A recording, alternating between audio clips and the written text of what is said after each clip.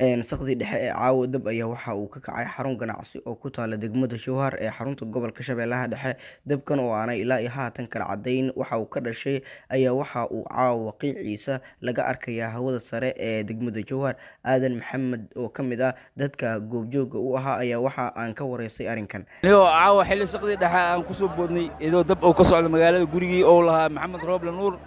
gurigaas oo u dhow masaajidka weyn, halkaasoo dab xoog leh oo ka kacay. ma garanayno sifaalaha iyo xawaasha uu ku kacay ma garanayno waqti aan ahayn ayaan macnaha saan uga qaylinayna mar dambe dabdamiska uu noo yimiday hadda wuxuu hayaa dabdamis hayo marka faahfaahin wixii gadaal dambe idin soo siinayna insha Allah hadda laakiin dhibkaas taagan gurigaas wala ku isku dhamaay intiisa badan daawadii iyo gurigii rinjiga ku jiray iyo waxyaabahaas sababay oo saasana qiyaasayno iyo koronto ka kacay lama ogo balse gadaal idin ka siinayna wixii faahfaahin dabcan dhismahan aad buu u balaaran yahay sidaan arkayno bal ma hal qayb uu ka kooban yahay qaybaha dhan ayaa gubtay sida la filayo inta badan qaybaha waa gubteen